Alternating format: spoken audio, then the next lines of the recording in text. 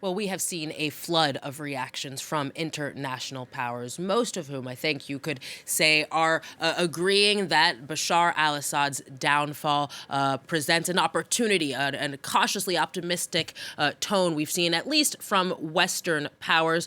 The U.S. President-elect Donald Trump, for example, posted on his social media platform Truth Social, also confirming what we've heard from the Kremlin, which is that Bashar al-Assad has fled the country.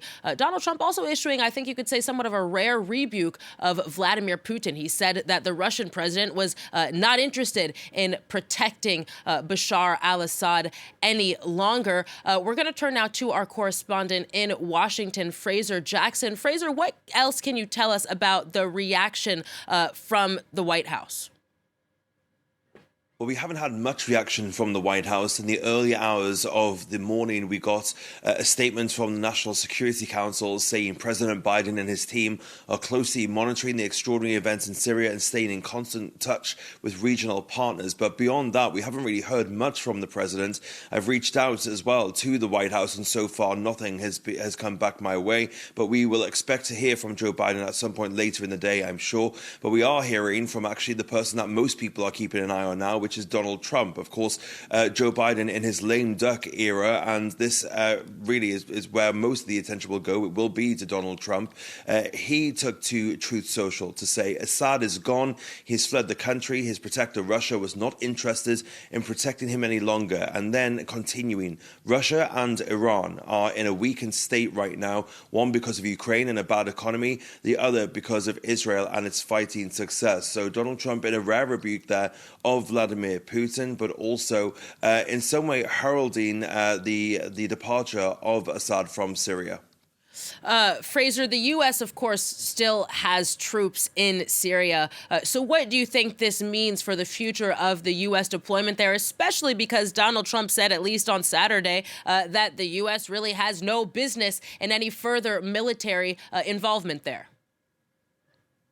Yeah, the US has about 900 troops still in Syria, most of them in the northeastern part of the country, and they really have been there to try to stop the spread of Islamic State and to stop it from resurging as well. Now, we heard early on Sunday from somebody from the Pentagon, who was actually the Deputy Assistant Secretary of Defense for the Middle East, Daniel Shapiro. He was at a security conference in Bahrain, and he told that conference the United States will continue to maintain its presence in eastern Syria and will take measures necessary to prevent a resurgence of the Islamic State. He then continued, we are aware that the chaotic and dynamic circumstances on the ground in Syria could give ISIS space to find the ability to become active, to plan external operations, and we're determined to work with those partners to continue to degrade their capabilities. So the US, for now, is saying that they will maintain that troop presence, the troops that have come under constant attack ever since the wake of the attacks by Hamas on Israel on October 7th.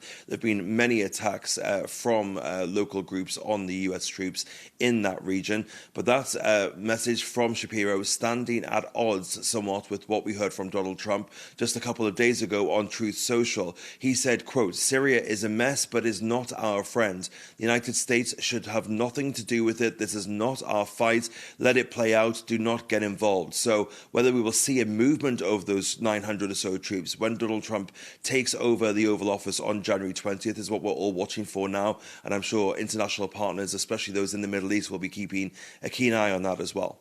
Indeed, Fraser Jackson in Washington. Thank you very much.